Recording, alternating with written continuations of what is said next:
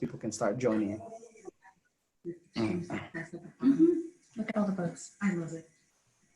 So, yeah, it's, you're kind of thinking about things to really minimize your exposure, Right. but then everybody's probably thinking the same thing you're thinking. 199 chicken is in the back of Costco. That's why I go back there. Becomes a $200 chicken. It's a loss leader. That's right. If Brilliant. you want your longest lasting milk, though, you always Yeah. go to the back. Good morning, folks. If you're just starting to join us, we're gonna give other folks maybe 2 minutes or so to join us, and then we'll start the morning scoop. So we've done Instacart, Costco, and it's kind of a lot of times it works, but there are times when it's like you're getting some fruits and you're kind of getting not the best ones. So I'm always thinking like, all right, it's either they just grabbed and put it in a cart, or it's like it's out, right? But since it's like Costco, it can't be out, so it's probably one of those like they got other shopping to do, and so. I'm always interested on those things because I don't know at what point the stores start holding back, like at what quantity they start holding back, so that way there's still product on the shelf for their customer that walks in. So I'm not really sure. We don't do that, obviously. We're not big enough to have that kind of thing. But it's been one of those things I've considered a little bit, because I imagine they have to. Right. Well, they don't put everything on the online shopping options. There's a couple things that you just have to go there. But I tell you, one of the Instacart shoppers, you can't really buy the toilet paper online. But then he just asked us, "Do you need toilet paper?" And I'm like, "Yeah, we need some." And so they bought some for us. Good morning, folks. Again, if you're just joining us, we're gonna give folks maybe just a couple more seconds, and then we're gonna start. I tell you, TJ, the best job and worst job I ever had was my 6 years at Fry's Food Stores. 2 years as a bagger when I turned 16, and then I worked customer service. But it got me prepared for the legislature. I tell people the same exact thing. You have those that are very thankful for the help, and then you have some that'll throw a can of beans at you if they've been overcharged by a nickel. And it thickens your skin pretty quickly. It does. And if you've never, I always tell people that working in my dad's store trained me for the legislature. If you haven't had an angry parent on a Saturday afternoon come in because their kid's name was misspelled on a birthday cake, and you have to move into action. If you've never had that kind of fury directed at you, you have no idea. But it trained me for the type of fury I get on a daily basis. So. I think we're going to start. So good morning, everybody. Thank you for joining us this morning, and welcome to the Arizona Capital Times Morning Scoop on what's next for tourism in the state. I want to thank our sponsor this morning for engaging with us this way. Without their support, we could not hold important conversations such as the one that we're having this morning. The Arizona Lodging and Tourism Association is the leading statewide public policy organization advocating for Arizona's hospitality, sports, lodging, and tourism industry. Founded in 1938, the association represents statewide hotels and resorts, tourism attractions, destination marketing organizations, sports teams, airlines, airports, and related business partners. The Arizona Lodging and Tourism Association's focus on advocacy, collaboration, and education to generate support and increase awareness of the profound impact the lodging and tourism industry has on Arizona jobs, tax revenue, and of course, economic growth. We have a great panel this morning. Joining us is Jared Fisher, who is the Executive Vice President of HSL Properties. HSL Properties, of course, operates some of the most prominent hotels and apartments in Arizona, including the Hilton Tucson El Conquistador Resort and the Ritz-Carlton Dove in Dove Mountain. I got that one right, Jerry, right? You got that right. Thank you. Perfect. Mr. Fisher has over 20 years of hotel development and operations experience. In his current role, he has overarching responsibility for $150 million hotel portfolio, Additionally, he is responsible for all new hotel development and acquisitions. Mr. Fisher is currently an executive member of the Arizona Lodging and Tourism Association and sits on the board of the Fox Theater in Tucson. Jerry, thank you for joining us. Are you just at home? I am. Thank you for having me this morning. It's a beautiful background you have there. I think I just lost my background. There I am. Okay. Also joining us this morning is Steve Moore, who is the president and CEO of Visit Phoenix, a veteran of the destination marketing industry. Mr. Moore played a key role in securing $300 million from the Arizona legislature for Phoenix new $600 million convention center. He and Phoenix Convention and Visitors Bureau hunkered down to initiate each bid process that brought, for example, the Super Bowl to Arizona in 2008, 2015, and again for 2023. He has chaired or served on various bid and host committees of Arizona's biggest sporting events. Previously, he served as executive director of the San Antonio Convention and Visitors Bureau. Steve, thank you for joining us this morning. Morning, Luigi. Also joining us is Jim Rounds, who is president and senior fellow of Rounds Consulting. Mr. Rounds regularly provides advice to policymakers at the state capitol, to local officials throughout the state, and to public and private sector leaders. So Rounds began his career as a senior economist and senior budget analyst with the Arizona Joint Legislative Budget Committee. That was a couple years ago, Jim. Just a couple, yes. Yes, a couple, yes. Mr. Rounds is a senior fellow at the Goldwater Institute, a board member of the Maricopa County IDA, and advisor to numerous organizations, including Helios Education Foundation and the Arizona Board of Regents, among others. Jim, thank you for joining us. Good to see you again. Also joining us is Kim Sabo, who is the president and CEO of the Arizona Lodging and Tourism Association, a post that she has held since November 2015. Previously, Ms. Sabo served as Director of International Affairs in the Office of Governor Doug Ducey. She also served as Assistant Vice President, State Relations for the University of Arizona. A seasoned policy wonk, certified one, Ms. Sabo was the Director of Public Affairs for Governor John Brewer. Kim, thank you for joining us this morning. Thank you, Luigi, and thanks to Capital Times for having us today.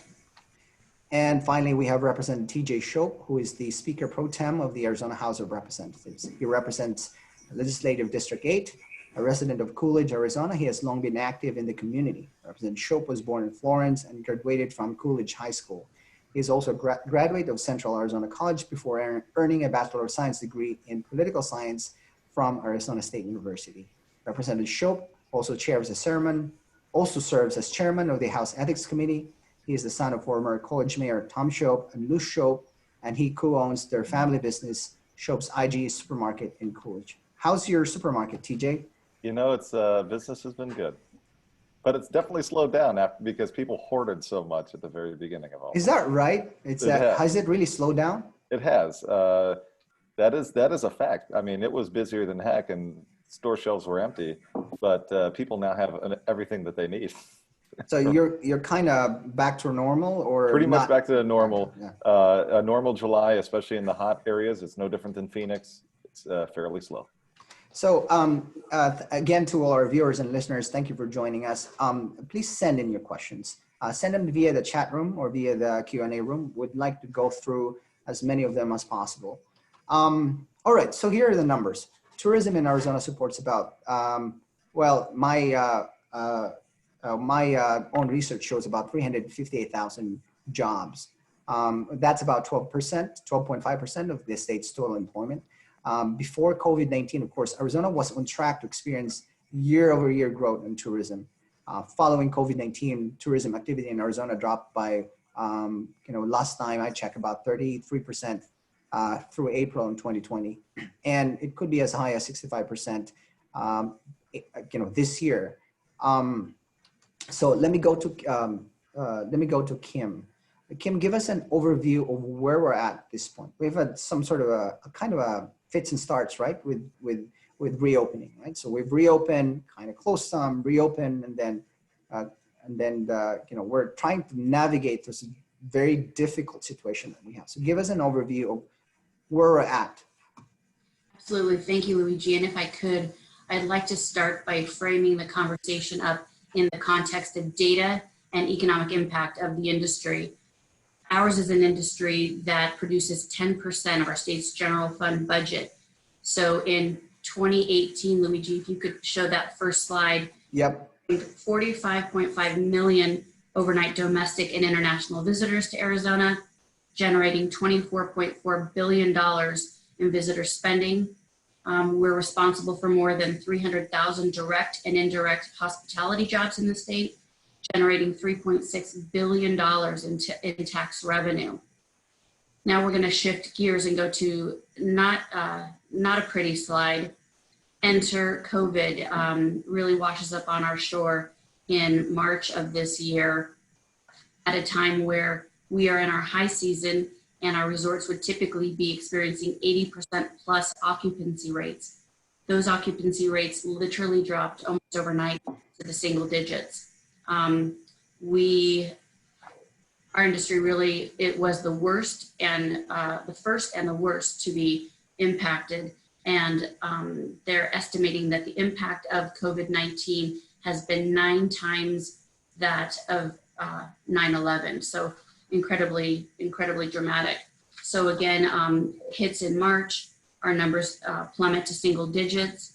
We lose 50% plus of our hospitality jobs, $2 billion in visitor spending, and $312.5 million in state and local tax revenues. So you can see it's important to frame the conversation with this data, which is staggering.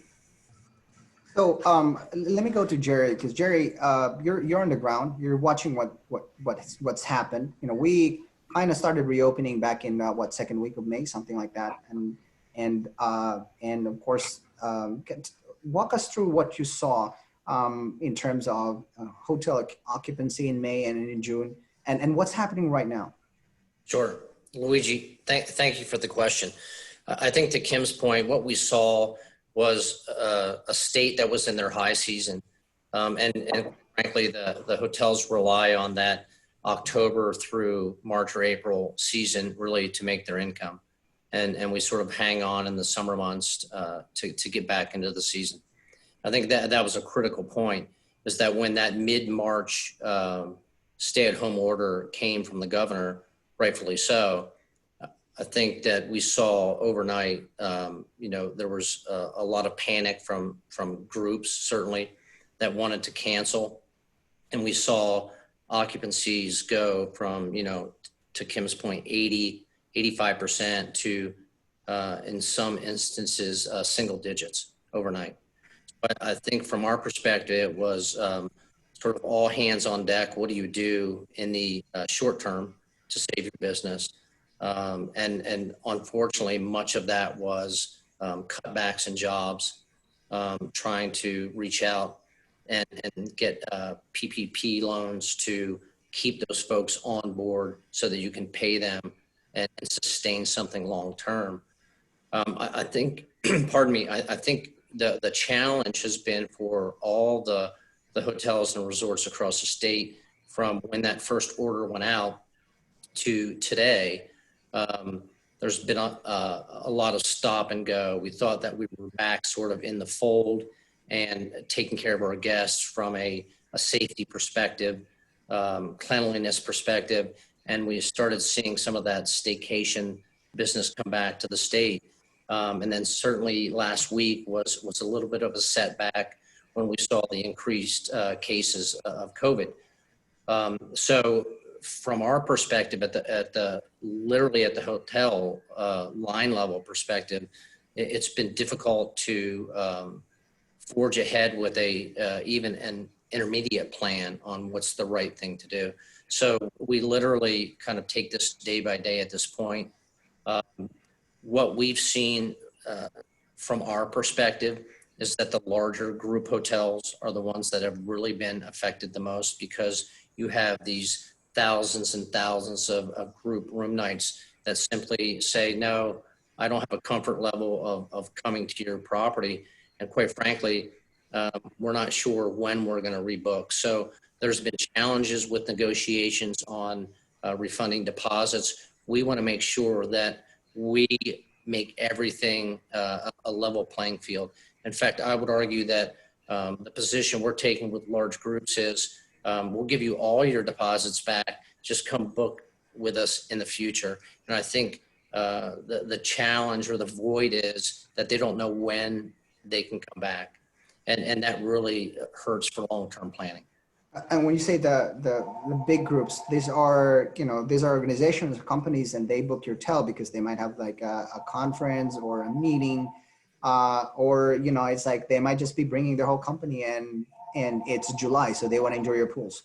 Sure. Yeah. And I think what we initially saw were just that were maybe international travelers coming in that literally couldn't get into the United States to come to the conference. So that was the first, what we saw was the first sort of stoppage of large conferences. And then I think as we saw, the magnitude of the COVID-19 impact, it was, even local regional companies that had company outings, large group outings, they just didn't have a comfort level in coming to the property and exposing their folks. And I think at the end of the day, when you look at the trends of large groups, the concern is that business may not come back until, maybe 2023 based on, CBRE numbers and other data points. So let me ask Steve, because Steve, Arizona has a very vibrant concert and sporting scene, right? And a lot of people, have figured out that Phoenix actually is pretty lively at night, right? There's, we have all sorts of events, all sorts of concerts, and and that's the kind of culture that we want to cultivate for the state.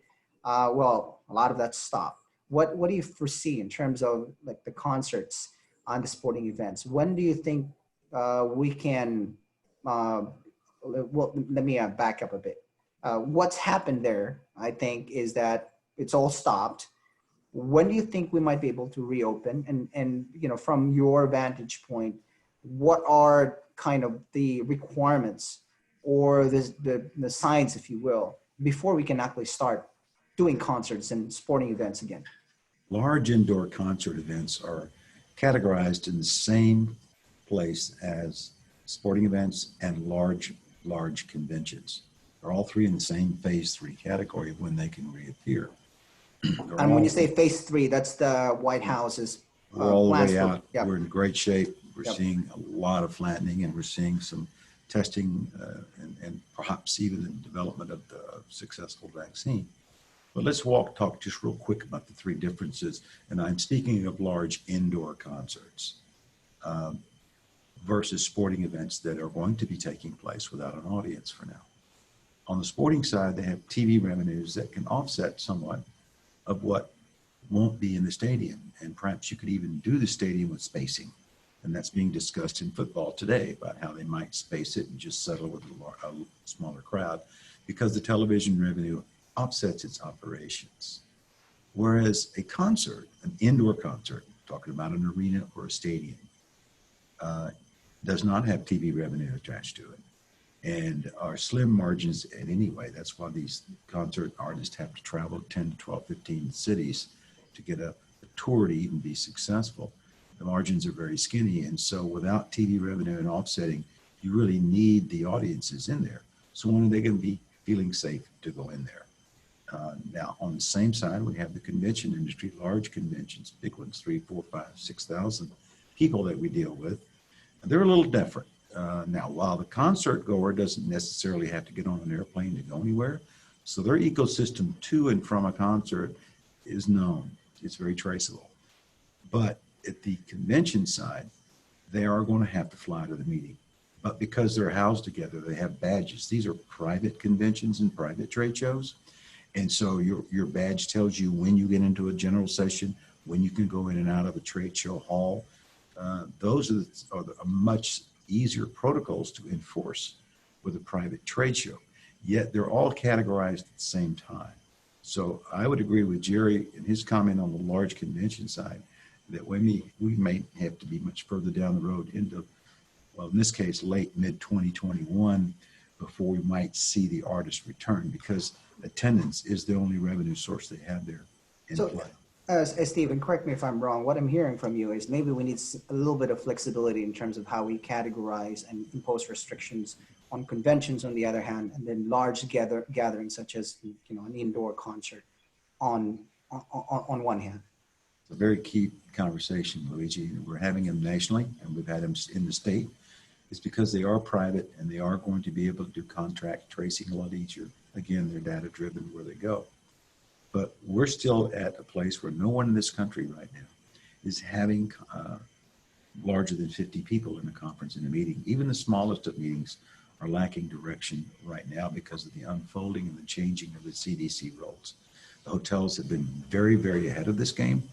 Jerry knows very well what the Hilton brand, for example, has done with Mayo in conjunction with them. We're doing some things we can talk about later at the convention center. But at this time, those larger events are over there on the right side where they're going to be on the convention side. They'll have to be a little bit of a function of hybrid as well as person to person. So they may come back a little sooner.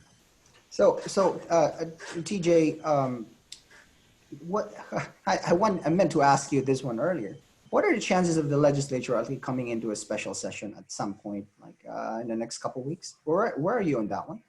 I think in the next couple of weeks is probably pie in the sky. I mean, we're already kind of down the road on, first off, a primary election that's coming up.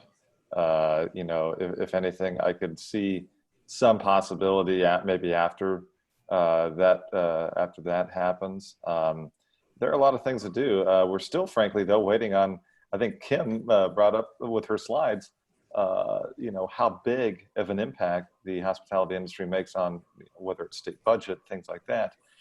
So we're still in the throes of trying to figure out some of the numbers of how we go ahead and do things. And thankfully, the last bit of numbers did not paint as dire of a situation for the state overall as far as budget goes, but there are a number of things that need to happen. I know that Kim and I have talked about, some of the other folks in the hospitality industry as well as tourism have talked about, how do we help some of our folks that are panelists here or represented by folks on this panel as far as promoting some of these brands throughout the state, at the very least for in-state travel, staycation type travel in the near future. I get it that some folks, especially on the convention side, this is if you have a hotel with a conference center that regularly books events, you're probably doing much worse from a capacity scenario than someplace maybe in rural Arizona that's off the freeway that, let's take Wilcox, for example, or where it's a little higher desert, little lower temperatures, there's wine country around, and people can go do things and feel comfortable outside. My understanding in talking to some of those folks, especially in the rural areas of the state, is that they have obviously been impacted just like everybody else, but the impact as far as hotel capacity has not been as severe, especially as we've come into the summer months, and they seem to be more attractive as far as places to at least be outside and doing things. I think this goes to Jerry's point, right? That the bigger hotels are the ones that are hit the most. Especially as people there's pent up demand. I can tell you, we've been cooped up in our home for the last, since March, and I want to travel. I have a kid who's asking me when he can go spend a couple days or a week or two with his uncle and aunt. And, you know, but of course it's like, we didn't want to expose ourselves, and we don't want to expose others to us as well if we have COVID-19, for example. Let me get to Jim, because Jim, you're watching very closely what's going on with the tourism industry.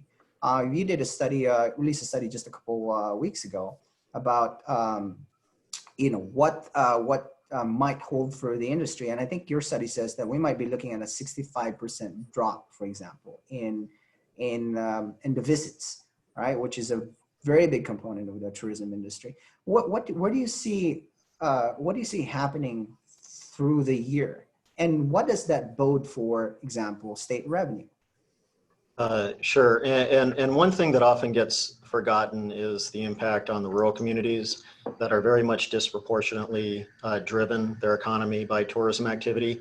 And this economic recovery from the Great Recession it wasn't all that good to a lot of the rural communities. So it's going to put them in a very difficult spot. And so that's one task that I think, is good for an article or an op-ed or an event later, rural communities responding to this.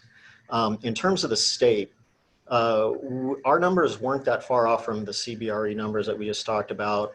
We had our most optimistic scenario getting back to the baseline tourism activity in 2023 or 2024. But the problem is I'm sorry, when you say, Jim, sorry to cut you off. When you say baseline scenario in 2023, 2024, what do you mean by that? We're back to normal, or where we should have been, or where we were in 2019?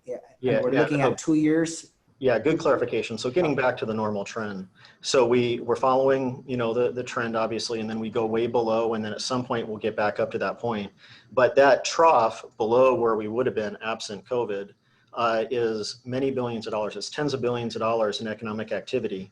And my concern isn't just what can we do to get back to the overall trend, is I'd like to recapture some of those lost revenues. And just based on our optimistic scenario, if we can capture 10% of what we're going to be losing over this period, that's $100 million for the state. If we capture 20%, it's 200 million. The math just ended up working out very cleanly like that. In the past, we've been positive in some cases and negative in others when we talked about tourism return on investment. Our threshold has always been, if you have at least a 1-to-1 return, it's worthwhile investing. If you cut that, you're not really saving the budget. So in this case, if we can get back 20 or 30% by some aggressive advertising, maybe we need to talk about it during the budget development season this fall, and then we start implementing something where the COVID impacts are less and we start ramping up the tourism. But let's say we put in another $10 million into their budget and we get $100 to $150 million back. Well, that's running government like a business, like everybody wants to do. Unfortunately, budgeting isn't performed like a business. If I want to increase revenues, I invest in the right things. I might get all new computers. We tried to adjust for COVID, so employees got new laptops. I don't just on my spreadsheets and forecast put a negative amount for that. The following year, I put in 10 times that amount in additional revenue that I'm anticipating. So you got to plan over multiple years. We need the legislature, I know TJ thinks like this, we need the legislature to think longer term, but I think that's going to be a hard ask. Right now, I don't know if it makes a lot of sense to be overly advertising because everything's shut down, but we have to start talking about it and get to a key target dollar amount, again, during this budget development season coming up in the fall, and then maybe we can start down that path in the spring during the legislative session and continue that for a couple or 3 years, maybe longer. But I've gone from a skeptic to a very, very strong supporter based on what just happened. So I'm sorry, when you say a $10 million investment, for example, I want to make sure I'm understanding that one correctly. What you're saying is that the legislature should allocate $10 million out of the general fund, for example, and maybe have that every year for the next couple of years. And that budget then goes to tourism, which they can use that for marketing promotions. And it's basically money for the tourism industry, or tourism office, for example, that they can use to really market travel, visits, within the state and to the state, correct? Yeah, correct. And again, if we just recapture a small percentage, these investments are going to pay for themselves. We just have to get through the budgeting of doing things on a static basis that first year. But other states are already starting to look at it. I think it's a little bit premature to be spending additional money on it right now, but it's definitely worthwhile at least having some serious discussions in the budget development, and then hopefully some additional ones down at the Capitol, next February and March. So and Luigi, if I could jump in too, just because of what Jim's 100% right. I think it's pretty well known, and I think this is probably the reason he had me on the panel. I'm probably the biggest cheerleader for tourism as far as state budgets go every session. And frankly, that $10 million, we have to get away from this line of thinking that the $10 million is coming out of the general fund every year, and get into the line of thinking that $10 million, when we recapture the $100 million, or what the number that Jim's talking about, we're actually just using that money that out of that $100 million, and not, you know, in this frame of mind that we're doing the general fund monies out of that 10 million. We have to change the way that we think. And Jim's absolutely right. He's been down there and seen it, because those dollars will come back to us. And we have to at least get into that mindset of, we're only borrowing from the $100 million that we are intending or think that we're going to get back. And, you know, we have different ways to do so. We should probably have a discussion at some point about what we want to do as far as a type of marketing authority, things like that. I know that there's been different bills that were floated around, but we really, really have to do, we have so much to sell here. We have to do a much better job. Jerry, you were going to say something. Go ahead, sir. Yeah, I would just kind of piggyback on what Jim and TJ said, that, you know, the analogy I would give on the line level hotel side is that we've seen a huge impact, a devastating impact over the last 4 months. But one of the things we did not do was we did not cut our sales staff, because at the end of the day, those folks that are out there selling for the revenue for the future is important to give back to what we're doing now. I mean, if we were just to cut everything to the bare bone, we would have nothing in 4 years. And to these gentlemen's point, there has to be investment now that everyone understands it's for the greater good for the future. I mean, it's certainly going to be a high tide raises all ships, for sure. Luigi, I'd love to jump in on this if I could. Going back to more data, if you look at the U.S. Travel National Association, they have an economic impact calculator, and you go online to their website and you plug in Arizona. You can see that for every dollar invested in tourism promotion, we get a $20 return. And the economic impact calculator is so great because it'll drill down and show you how many teachers' jobs that those revenues were responsible for providing, how many firefighters, how many police officers, public safety personnel. So it's really great. It drills down and shows you the return on investment that goes right back into our community, into our coffers. So it's quite impressive. So Kim, I'm sorry, Steve, you were going to. Oh, and on top of that, the visitor doesn't require all of the services that we residents do. So when their dollar comes in, they don't need as many things as our citizens need.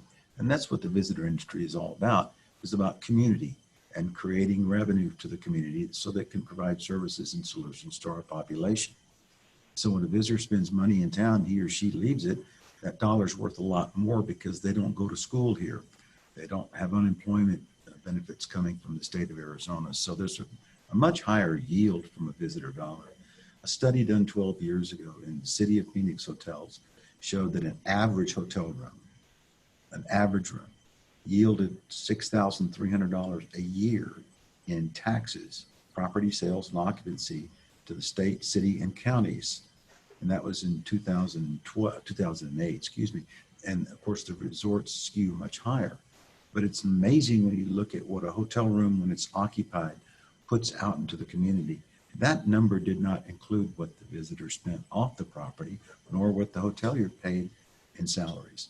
So I think if you look at the return, the yield is even greater on that dollar because it's not needed as much by the visitor themselves. And I think, if I'm not mistaken, and Jim, you can correct me here, you did this study, but it's about more than half of the people that visit Arizona are actually from out of state, right? About 55%, something like that. I'm sorry, who was that for? Was that me? I'm sorry. Yeah, you, or maybe Kim or Steve can answer. But if I'm not mistaken, it's like 50+%, 55% of the people who visit Arizona are from out of state, and then maybe 20% or so are from out of the country. Correct? Do you have that number? I think it's a little bit higher for domestic, but one thing to think about, and this was touched on by the other panelists, and some of the questions that we're getting on the screen, I think that it is accurate that our opportunities shorter term are going to be for advertising for some domestic travel. It may take a little bit longer to develop the international travel. So we had to plug that into our estimates, and that was from just discussing it with a lot of people. And I think it also makes sense. And then we're going to have a hybrid of activity, like not the normal concerts, but maybe some modified version. And that's why I think that we're going to have this ramp up over a little bit longer period, that 2023 to 2024, because we're going to have to pay attention to COVID, but people's health also depend on the health of the economy, for their jobs, for making income. And so we have to try to find a good balance. What I was disappointed to see before is I was an advocate for opening up the economy a little bit more, but I really wanted an aggressive education campaign for the masks, the distancing, being careful, and all those videos that we saw of people shoulder to shoulder sharing drinks at bars. It made me realize that sometimes the kids do need a babysitter. And in this case, I think that we may just have to be a little bit tougher in this particular case, but tourism will come back. I'm super optimistic, but I do feel like people have to listen to some of the things that we've been talking about, and I'm hoping TJ can be a champion for some of this coming up. So Yeah, absolutely. Barry Aaron's actually said it's about 70% of the people of visitors are actually from out of state. That's a pretty big number. And so they're, as to your point, Steve, they're bringing the money here. They're not staying here and sending their kids to our schools.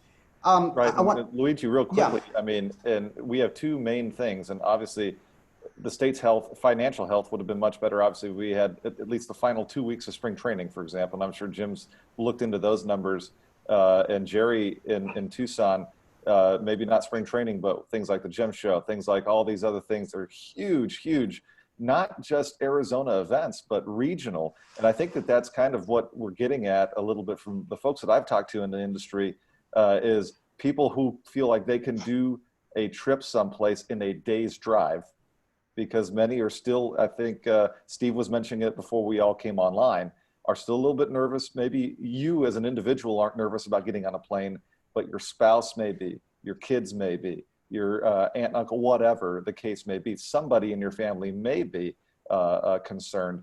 But if you can get in the car, you can get in the family vehicle and drive someplace in 7 or 8 hours, just like many of us do, to San Diego during the summertime, that may be the demographic that we're looking for. TJ, you just nailed it. That's exactly what the visitors are doing. You just nailed it. They're driving further than they used to. They want to have control of their environment all the way, the ecosystem all the way from portal to portal. And that is where we had some slow but measurable encouragement in June after Memorial, that when California's hotels were not open yet until mid-June, we saw visitors coming in from Texas by flight. We saw Californians driving over, and of course, a lot of Arizonans.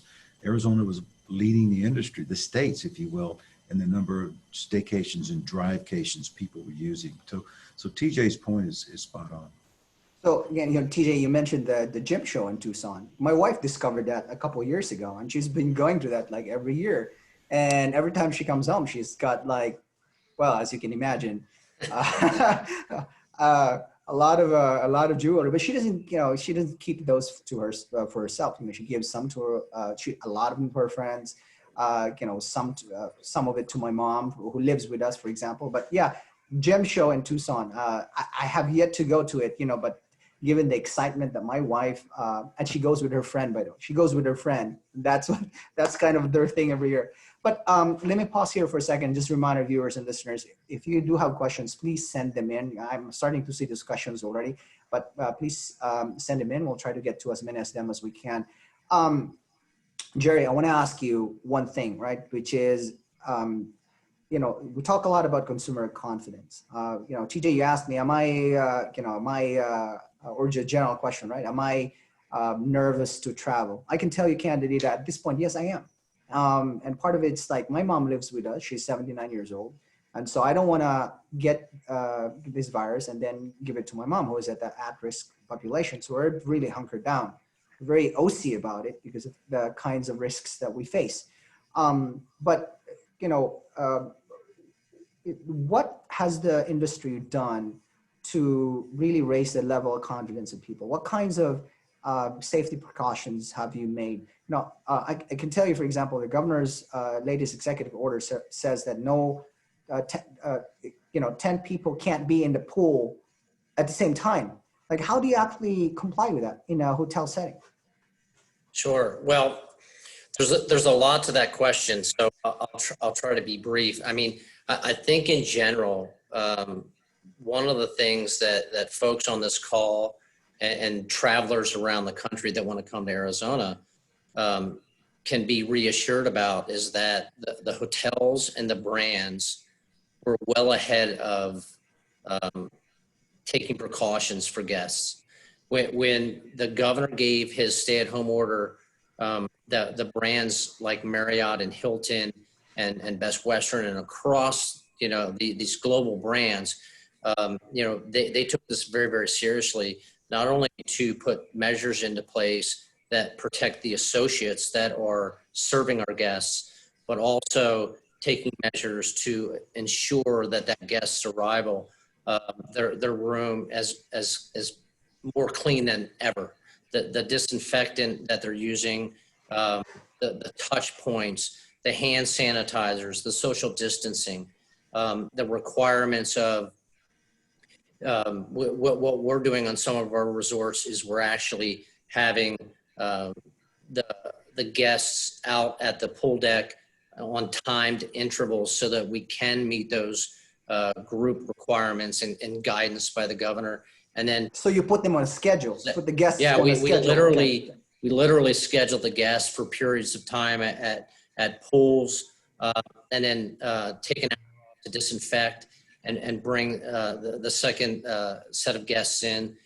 When we view workout facilities and spas, we have not reopened any of those areas. I think that's probably down the road a bit.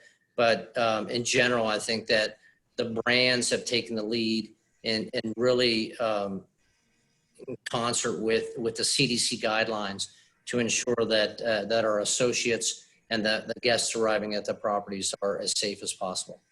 So Luigi, I'd love to jump in on this if I Yeah. could. Love to jump in on the fact that Jerry had mentioned that the industry was well ahead in coming up with solutions and coming up with innovative ways in which to ensure that our properties and our businesses are as clean and as safe as possible. This is an industry that is already built on incredibly high standards of cleanliness and safety. And what we did was at the national level, the American Hotel and Lodging Association, weeks, if not months ago, implemented an initiative called Safe Stay. And it was in concert and coordination with the CDC and all the national brands. And they came up with a very extensive checklist of compliance for all of the properties. Arizona Lodging and Tourism Association partnered with them on that and created one that was more Arizona centric called AZ Safe and Clean. So our properties can request an application. It's a self-assessment. Again, goes through a very extensive checklist of CDC guidelines and even further elevated standards, again, in harmony and coordination with all of the national brands. So very proud of the industry for getting out in front on this and realizing the importance of reestablishing that consumer confidence.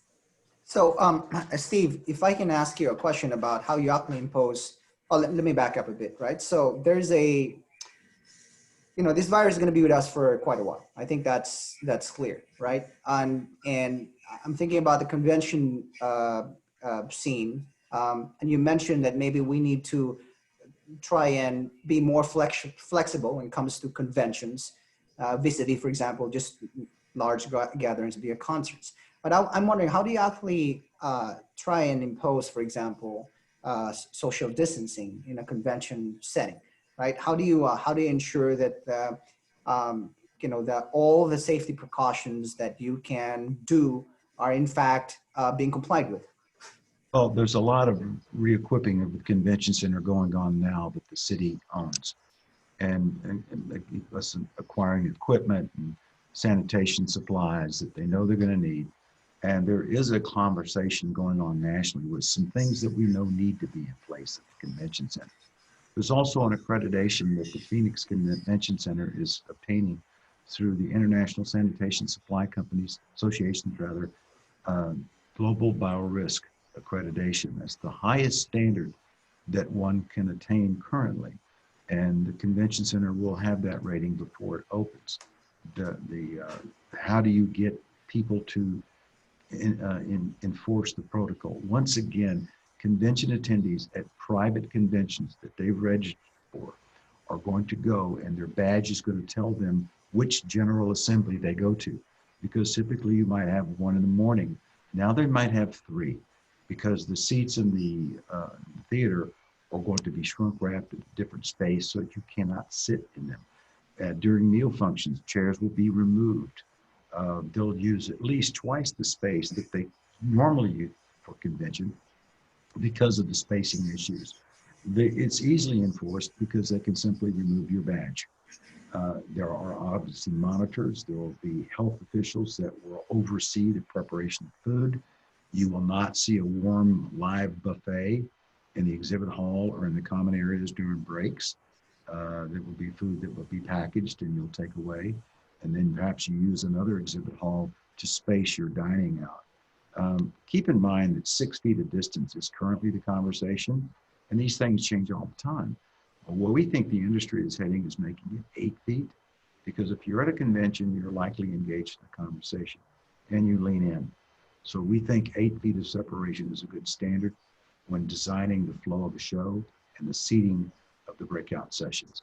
Again, we're talking conventions of 1,000 that are at the large hotels, or even larger, the big ones that we have at the Phoenix Convention Center. Again, the key word is private, the enforcement. Earlier, Steve, you mentioned before we broadcasted, you mentioned testing as integral to our ability to start really looking into how we navigate this difficult situation and start to reopen in a very, in a safe manner as possible. Tell us why testing is very important to the tourism industry. It's important to all of us, as we all know, but testing in particular to the visitor industry is because most get on an airplane to go to where they're going. So again, their ecosystem of portal to portal is a lot more tank to exposure, if you will. But more testing, not only that, but more what's in front of Congress right now, because the CARES Act expires the end of the month, is expanding testing both at the federal and state level and expanding capacity at the laboratories.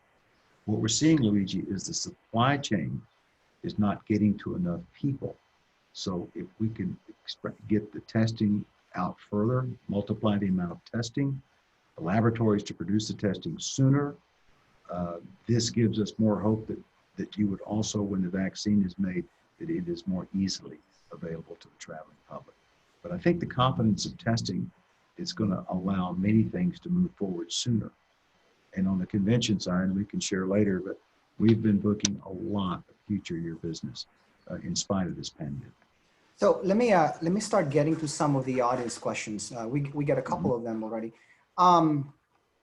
One's asking if we can show Kim's first slide again. Let me do that real quick so you can see Kim's first slide again. Hold on a sec. Give me like a second. All right, so this is, this is the first slide. So as you can see, there's 45.5 million overnight visitors. I think these are 2018 numbers, 24.4 billion in direct visitor spending, 320,000 jobs in this industry, and $3.6 billion in tax revenue. Let me see what else. This one is directed to Representative Shope. You're right about promoting a state, but in order to promote the state, you have to have the funding to do so, which is really the point, right? You got to invest, you have to have funding for promotions. And in order to have funding, there needs to be a mechanism. That's what the Tourism Marketing Authority Bill, Senate Bill 3035 was intended to do. What are the chances of getting that into a special session call? I think that, in my conversations with the ninth floor, there are, if and when we do go back for a special session or even into next year, there are going to be numerous things that are going to be whether you call it economic development related or what. I would wholeheartedly support this being a part of that. I mean, Jim has mentioned it. I've seen it in my own research prior to coming onto this. But the dollars that we invest in tourism come back to us. And as I mentioned before, we have to get out of this mindset that we are taking $10 million from the general fund and putting it to tourism or what have, and I'm just picking a number out, and putting it to tourism and start getting into the mindset of it's essentially a loan, that we are taking that $10 million, knowing that we're going to go ahead and bring back a lot more. And we're just going to go ahead and continue spending out of that kind of pot of money to encourage travel to Arizona. And I know there was one of the other questions of a couple of other folks had on there that were, things like, well, how do we do it? What is our brand? Well, in many respects, I kind of talked about it a little bit earlier, to urban dwellers in the Phoenix and Tucson metro area, part of the things that will make them get in their vehicle and go someplace may be the idea of being someplace outside in rural Arizona. To those folks in rural, the idea may be going to Jerry's properties in Tucson, where they know that they can get on a lazy river someplace and they can come down the slide, things that aren't necessarily always available to folks who reside in places like I live. So there are going to be numerous opportunities, even within the state or the region, to go ahead and promote different things for different people. And this may be a question for Kim or Steve. What do you, let me read this one. Sorry, give me a second here. Luigi, before we move on, can I quickly weigh in on SB 1335? Go ahead, Kim. That's the tourism marketing authorities. That was one of our top priorities this past legislative session. And I think right now is the critical time that we need to plan and prepare and invest our time in planning for when we do begin to recover. And the tourism marketing authorities are going to position our state competitively. There are 186 plus tourism marketing authorities. They go by a number of names throughout the country in 14, 15 states, and that's growing quite rapidly pre-COVID. And what these do, these tourism marketing authorities, is it's another tool in our toolbox, and they enable us to begin to have the conversation about assessing ourselves as an industry to come up with resources to promote ourselves. I know that the legislature has challenged us to come up with solutions, and that's indeed what this is. It's a solution, and it's honestly COVID and it's going to be an industry self-help bill that is critical. So the more planning we can do and the more prepared we are coming out of this, the better position we're going to be. So Kim, let me ask you something, because there's CARES Act money, right? That's not coursed through the legislature. Is there any, can you use any part of that for tourism marketing? Right now, it's like the perfect storm, and we've quite truly fallen through the cracks because C6 entities, which are our DMOs, Visit Phoenix, that Steve Moore is at the helm of, did not qualify for the PPP, nor did the Arizona Lodging and Tourism. We're also a C6. So C6 fell through the cracks. And these are the entities that are going to be at the tip of the spear to quarterback us out of the situation. So it's critically important that we get some assistance. I was also thinking about, there's some money that the governor controls. I wonder if some of that can be reallocated to marketing. I understand there's, myriad interest and really it's like there are some things that need to be done, like personal protective equipment, help to the hospitals, help to the K-12 community. But I do wonder if some of that money can go to marketing. And maybe it's not spent this year, right? Maybe it's starting to get spent like next year. I think that those conversations need to be had. Sorry, I'll stop taking up all the air. No, but it's really soon enough is not too late. I think we just have to be sure, to Jim's point, that we're not tone deaf about this. And that is the timing of when to come to market. But you have to prepare that message. You have to get the creative, and you have to get the media and all that in play. So when you do launch, it can be done literally when everyone is ready, which can be soon. So I think low interest loans that the state could make, or the CDBs or the DMOs would have to pay that back, is something that could make sense possibly. So what do you make of, there's a comment in here that maybe the state failed in its strategy to move Arizona commerce activity outdoors, right? Back in March or April instead of indoors. We do have pretty vast space, as you can imagine. Kim, you want to take a crack at this question? feel like I've taken it too much. Would somebody else like to jump in? I'll jump in. Yeah. Yeah, so I think I saw the question earlier, and I think it's a great one. I think the challenge becomes, and I'll go back to Steve's comment about large groups and conventions. I think that large groups and conventions are a little bit easier to monitor and really, host those folks. You know where they're coming from. I think with concerts and large gatherings, whether it be indoor or outdoor, what we're hearing, I sit on the board of a theater in Tucson, and we look at acts, booking acts coming in all the time. And really what we're seeing is that the other side of the equation is that the talent, the acts don't want to come to an event, right? Because you have, whether it be indoor or outdoor, I think that there's risks associated. They're not comfortable. And then you have to deal and really understand that you have people that support those acts, stage hands. I mean, there's a lot that go into those concerts and large gatherings. And I think what we're hearing is, those folks don't have a comfort level in scheduling something where there's going to be large gatherings, whether it's indoor or outdoor right now. And I can imagine the kind of behavioral change that we're really being asked to do, right? Like 6 feet or 8 feet or 25 feet maybe. I mean, and then Luigi, it doesn't become, monetarily, it doesn't make sense, right? The ROI on that event doesn't make sense. So whether it's indoor or outdoor, if you have separation, you just can't make the event work for the person putting on the event or the artist, et cetera. So Jim, this is, I think, a question for you. Right now, Arizona is making worldwide news for being the highest per capita cases in the world in terms of COVID-19. Ahead of several countries. What does this mean for long-term tourism in Arizona, beyond 2020? Like foreigners planning trips right now for 2021, maybe or maybe less likely to be thinking about Arizona as they were back in March. I'm less pessimistic long-term.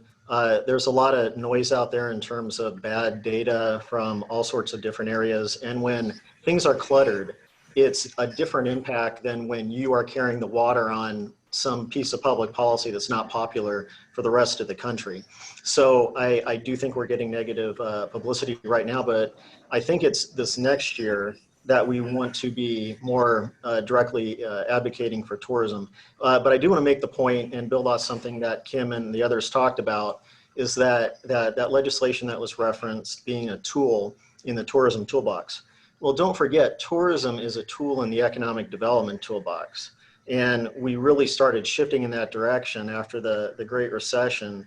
And we now have tighter ties between tourism and Department of Commerce Authority activity.